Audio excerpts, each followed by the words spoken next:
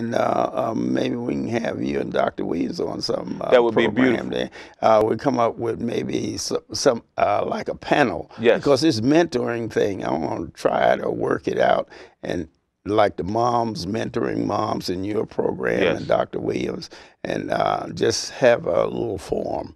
I'm working Sounds on great. that now. That Okay, sounds great. I want to thank you for being here. Thank you. Hey, keep up the good work. Don't get discouraged. You know Well, what I mean? no, I will Because not. this is what we need. We Yeah. need young men like you. You know what I mean? To continue to work in the community. Yes. Okay, this has been Ed Brown. Hey, look, I'll be right back. I'll have a councilman here, maybe. Hi, welcome to the award-winning Ed Brown Show.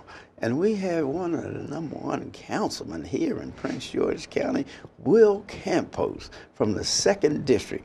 Welcome, Will, to the Ed Brown Show. Thank you. You so busy every time I look, man, you're doing something.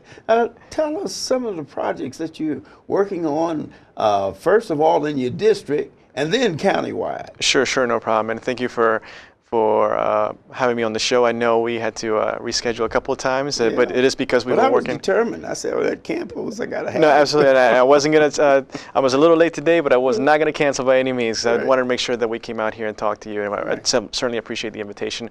One of the things that we're working on right now is actually twofold. One is the wrapping up of the Hyattsville, what's called EYA development, which is bringing much needed development into Prince George's County and into our district, things that we have never seen before, amenities that we have not had in that part of the world, part of the county. Excuse me, I'm so excited.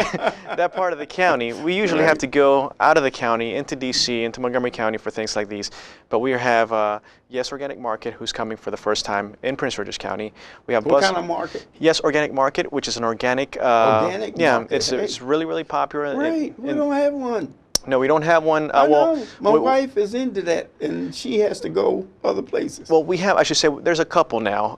There's Mom's Organic Market. There's Wegmans now has a lot of great selection. So we're starting to get there, but we have not had anything like this in that part of the county.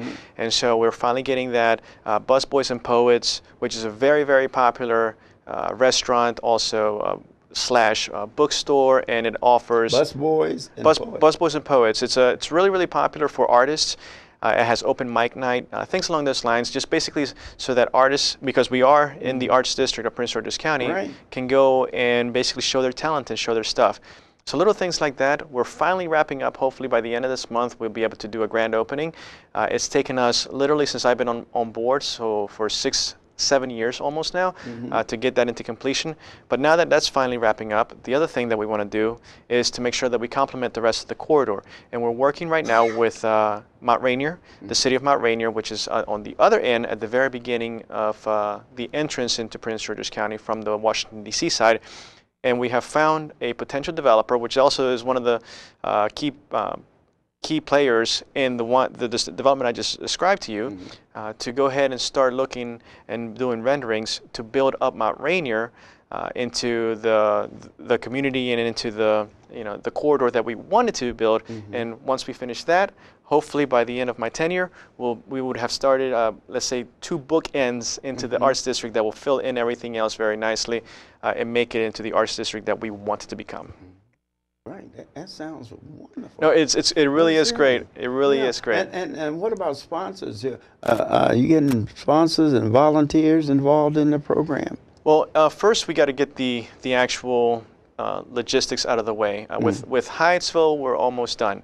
So with Mount Rainier, we have to figure out, as far as what components we need. Do we need space for nonprofits? Do we need space for commercial? Do we need space for residential? We want to have a nice mixed usage. And so as far as sponsors, yes, we definitely want to make sure we reach out to volunteers, to nonprofits, to see who would be interested in helping us out, basically build that community into what it is that we want it to be. But also, we also want to make sure that we talk to our county executive and our executive branch to see how it is that they can help us out, because developments like these are very, very difficult right now, because there's no financing out there in the world. Now that the bubble has no burst, metro station there, right? now, there's one that's close, but there's not one immediately in the area. So, but it is right there on the Route 1 corridor, the very beginning of the corridor as you come into Prince George's County. A mile and a half down the road, no more than 2 miles, is Maryland University. So we should capitalize on the assets that we have, right, in talking to the county executives to see how it is that they can offer any services, any financial components to make sure that we are successful in revitalizing this part of the county. Well, in your project, are you getting the volunteers? You know, it's a lot of them, especially in your area there. The people have been in the county longer than most of us. Oh, yeah, absolutely. And they know basically what they want and what they need, and they're very active. Oh, we could not, as a government entity, as a government official, I'm telling you, we could not do nearly as much as we would want to, right? Or as we have done in certain instances, if it was not for volunteers, if it was not for nonprofits. Unfortunately, in my opinion, we don't fund nonprofits enough because just the money is not there, but the necessity is. You know, the money gets less and less each year, but the need gets more and more. And so we would not be. That's I think that's the strength of our community, is that we have so many volunteers that get. But aren't you associated with the dock there? With what, I'm sorry? With the dock, the river? Associated with the river? No. No, your district doesn't go down that far? No, I'm not familiar Near with it. Peace Cross? That is right along the lines of my district. Right. It's on Bladensburg. It affects your district. But absolutely. I mean, we're all in this together. You know, the only people that see boundaries are government officials. Right. You know, the fact of the matter is that one community, what happens in one community affects the other. Right. And we all need to be cognizant of that and working together to solve. Well, how much help are you getting in and help about the cleaning of the river? You know, I get a lot of people, you know, they talk about that in the different jurisdictions, talk about that. But what you have done down there, I've been down to picnics and everything on the river there. It's a terrific job. Absolutely. We got to give credit to Park and Planning. We got to give credit to Andrea Harrison, who's the council member for that region, and her predecessors as well. They have done an amazing job in making that Peace Cross area to where it used to be to where it is now. It's like night and day. I remember in the 70s when I was on the planning board, boy, they really did. They weren't getting anything. Yeah, you know. Unfortunately, since you mentioned about issues that we're working on the countywide level. Yes. One of the things that we're working now is completely directly related to what it is that we're talking about now, is stormwater management. Right. The previous decades, unfortunately, saw a lot of development, particularly on the northern side of the state at Montgomery County, and with great development, but unfortunately it was not at the level that that was conscious to our water streams. And so what ended up happening over the years, over the last 30, 40 years, is that all that runoff has affected the area that we're talking about right now, Bladensburg. Stormwater management, right, Bladensburg. And so all that water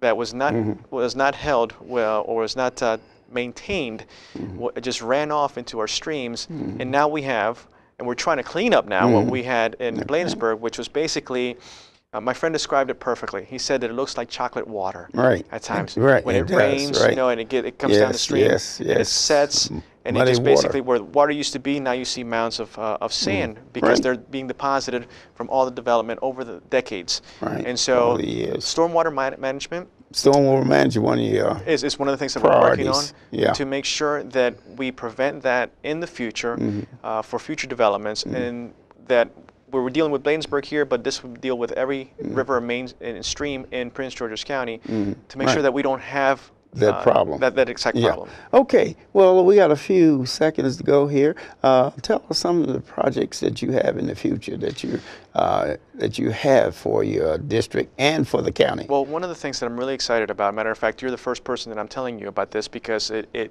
literally just began this week as far as the talks are concerned. I've been very directly involved with gang awareness and gang prevention in Prince George's County.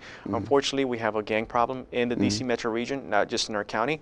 As of the last 6-7 years, we've been making efforts and strides between law enforcement and how to prevent this or how to enforce this, but I don't think we've done enough on the intervention and prevention side.